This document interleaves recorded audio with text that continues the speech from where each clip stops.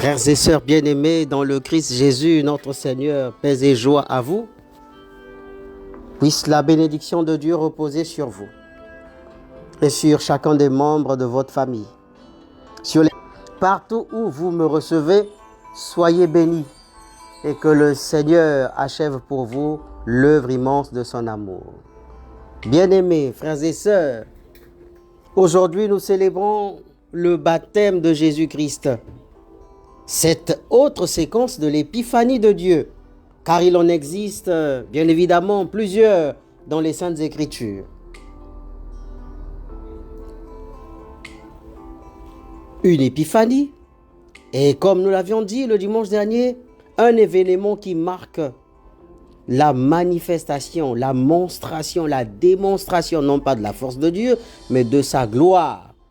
Et dans le mystère de ces épiphanies, le Christ, ou Dieu, s'est souvent choisi pour créneau l'humilité, soit pour aller à la rencontre de l'humanité, l'humilité pour accueillir notre humanité. Permettez-moi de vous faire un petit débrief sur ce. Nous avons l'incarnation, rapportée en Luc 1, chapitre 1, les chapitres 1 et 2. L'une des premières épiphanies qui consiste à l'entrée dans l'histoire des hommes. Jésus-Christ, c'est le Fils de Dieu qui se fait chair dans notre monde, dans notre vie, en prenant notre condition d'homme, condition humaine, excepté le péché. Cela inclut des événements tels que l'annonciation à Marie, la naissance à Bethléem et la visitation des bergers qui manifestent et expriment cette gloire de Dieu qui se vit et se diffuse à travers la simplicité et l'humilité. Il y a la visite des mages, l'un des récits les plus importants et les plus édifiants pour mieux comprendre l'épiphanie. Et d'ailleurs, c'est le seul qui est lu et proposé chaque année. Chaque cycle A, B et C pour vivre et célébrer la fête de l'épiphanie. Ils sont venus de l'Orient. Ils étaient trois, des rois, des intellectuels, des scientifiques, venus adorer le Saint des Saints, mais dans la peau d'un bébé, d'un enfant fragile, sans armée pour le défendre, sans muscles pour se défendre, sans moyens pour s'offrir le luxe et les honneurs qui relèvent de la grandeur et de la splendeur magnifique de son Père qui est dans les cieux. Cette visite des mages pour célébrer l'épiphanie souligne que la gloire de Dieu s'étend au-delà des frontières juives pour atteindre chaque peuple et chaque homme, quel que soit son lieu, quelle que soit sa situation de vie et sa condition sociale. Nous avons la transfiguration, une autre phase de l'épiphanie de Dieu, scène au cours de laquelle Jésus, transfiguré devant ses disciples, met en lumière sa divinité d'une manière éclatante. Entouré d'Élie, qui symbolise la fougue, la vigueur, la rage, et Moïse, la parole de Dieu, l'autorité de Dieu, la voix de Dieu qui retentit partout, dans le désert, du haut des cieux, sur les eaux, du fond des abîmes, pour toucher et bousculer tous ceux qui sont siens, tous ceux qui lui appartiennent, ses fils perdus, les retrouver, les rassembler et en faire un peuple saint. Nous avons la résurrection qui mène à l'ascension avec la victoire, en défiant la mort, en montrant aux hommes que la croix, symbole de la honte et de la déchéance, peut devenir l'expression de la charité de Dieu, de sa miséricorde envers l'humanité pour concéder à cette humanité sa rédemption, son pardon et son salut. Symbole de la divine et providence et miséricorde en posant un acte de pardon légendaire et légitime que nul autre homme ne pourrait exécuter sur la terre des hommes. L'épiphanie de Dieu, c'est aussi donner au pardon, donner à l'acte du pardon une pointe et une dimension excellente que nul ne peut accomplir, sauf Dieu seul ou ceux qui demeurent en Dieu. Enfin, l'épiphanie qui se vivra lors de son baptême, lorsque Jésus, baptisé dans le Jourdain, il est dit, une voix du ciel déclare, celui-ci est mon fils bien-aimé. Ce moment manifeste l'approbation divine et le début du ministère de Jésus. Ce moment souligne une nouvelle dimension de la révélation divine. Frères et sœurs, à travers cet acte humble et simple du baptême, Jésus nous montre le nœud de l'alliance entre l'humilité et la sainteté, qui est vraisemblablement le joyau de la couronne de la gloire de Dieu et de toute l'Église. Il n'y a pas de gloire, il n'y a pas de splendeur, il n'y a pas de magnificence de Dieu, il n'y a pas de louange à Dieu sans humilité. Et l'humilité est la seule vertu qui dit le mieux et qui exalte le mieux la grandeur de Dieu.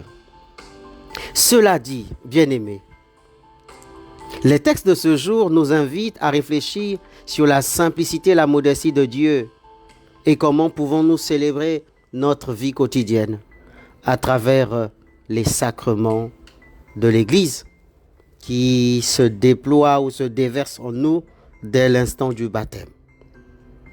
La simplicité et la modestie de Dieu. Dans l'évangile de Luc, Jean-Baptiste annonce la venue de celui qui est plus puissant que lui, Jésus-Christ.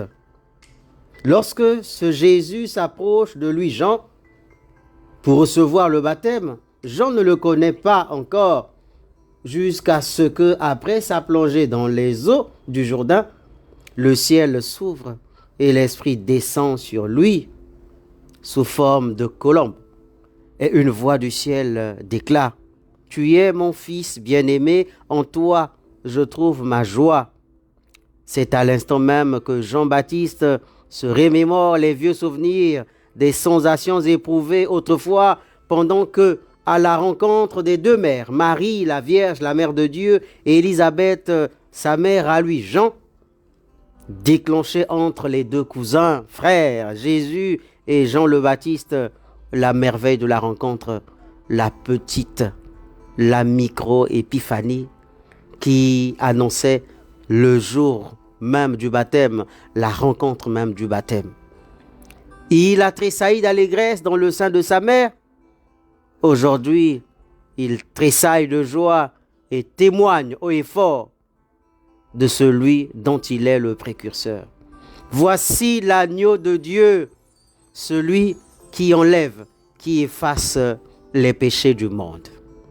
Frères et sœurs, en tout état de cause, cet acte simple et modeste de Jésus se faisant baptiser par Jean révèle la quintessence, la perfection même de l'humilité que l'on ne trouve qu'en Dieu, mais aussi la profondeur de cette sainteté de Dieu qui est donnée aux hommes, aux humbles surtout. Et le cantique de Marie, le Magnificat le dit, qu'il élève les humbles, qu'il comble bien les affamés. Il se souvient de son plus petit Israël, son serviteur. Frères et sœurs, en fait, Jésus, bien qu'étant le Fils de Dieu, en épousant notre condition humaine, n'envisageait pas de s'identifier avec le pécheur que nous sommes, mais a voulu prendre notre condition de pécheur, notre humilité d'homme, pour l'élever, pour la faire croître à sa vérité, celle révélée par les Écritures saintes, celle révélée par l'amour de Dieu, la sainteté. Il nous tire de plus bas pour nous rendre la gloire et la dignité que nous avions jadis lors de la création et que nous avons perdu par la déchéance et la misère trahison de nos ancêtres, le premier couple, Adam et Ève. La prière eucharistique 4 l'indique clairement. Dieu fait homme, conçu de l'Esprit Saint, né de la Vierge Marie. Il a vécu notre condition humaine, mortelle, en toutes choses, excepté le péché. C'est peut-être la cause de cette exception qui a permis à Jésus et qui permettra à tout le reste de l'humanité, nous ses frères chrétiens et croyants, de pouvoir trouver la force et la foi nécessaires pour annoncer aux pauvres la bonne nouvelle du salut, aux captifs la délivrance et aux affligés la joie. Il faut être humble, autrement dit saint, pour réussir à concilier à la fois la vie en Dieu et l'annonce de la bonne nouvelle, c'est-à-dire le ministère de Dieu. Son baptême n'est donc pas une soumission, mais la démonstration de son obéissance au Père et la rédemption de notre humanité à partir du rétablissement de la dignité de créature de Dieu qui avait été défigurée, disais-je, par nos ancêtres. La même prière eucharistique ajoute « Père très saint, nous proclamons que tu es grand et que tu fais toutes choses avec sagesse et par amour. Tu as créé l'homme à ton image et tu lui as confié l'univers afin qu'en te servant, toi seul, son créateur, il règne sur la création. » Frères et sœurs, Dieu s'est toujours manifesté aux hommes en tout temps, à chaque époque, à chaque histoire, à chaque moment de notre histoire, il s'est toujours révélé à l'humanité. Mais cependant, à tous, il se révèle bien sûr de la même manière, mais chacun tire de cette révélation ce qui lui semble nécessaire et pour certains profitable et bénéfique pour ses ambitions et sa vision.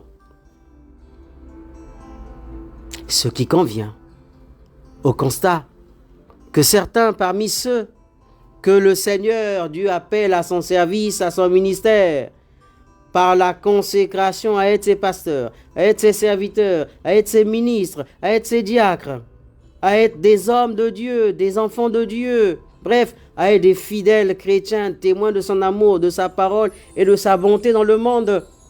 Certains parmi eux se laissent prendre au piège de l'orgueil, de l'arrogance, du succès, du tintamarre, du folklorisme, prenant plus que mieux la place de Dieu parce que devenant Dieu pour la petite portion de sainteté, de gloire, d'honneur et de bénédiction qu'il leur donne. Frères et sœurs, par son baptême, souvenons-nous toujours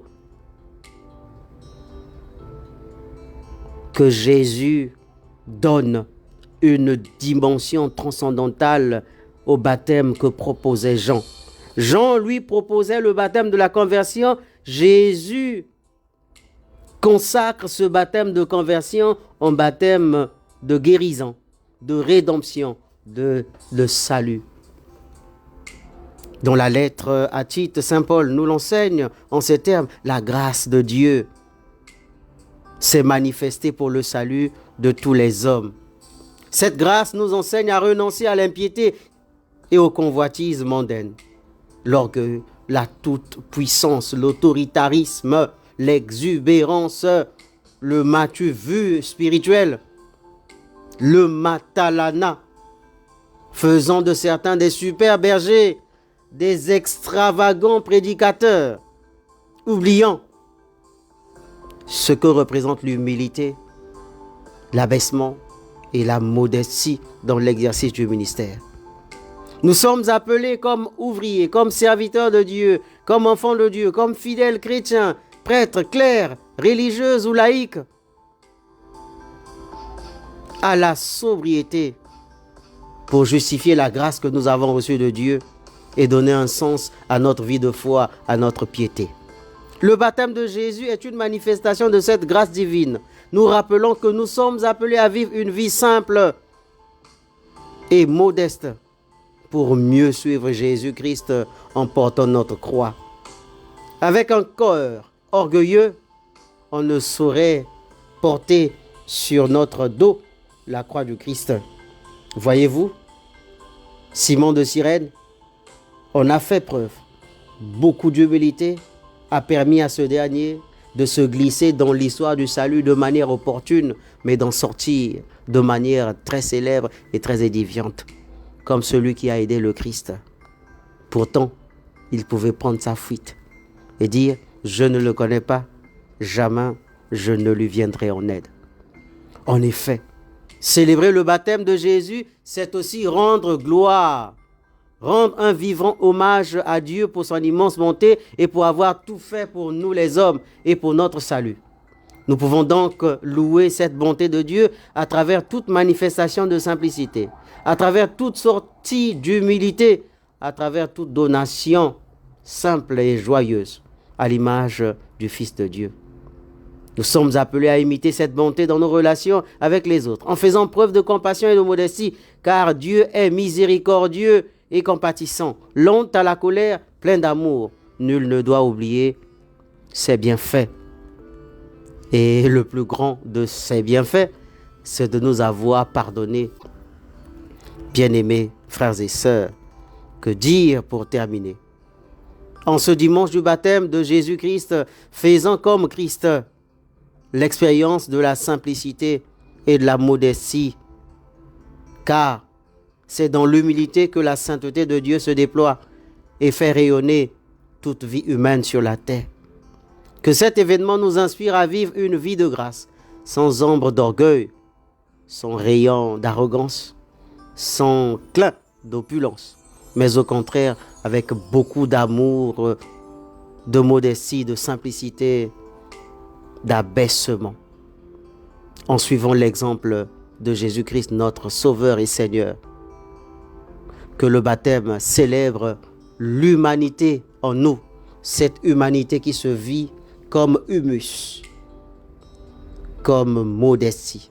Oui, vous le savez, humus, en latin, veut dire la terre, fumier, la poussière.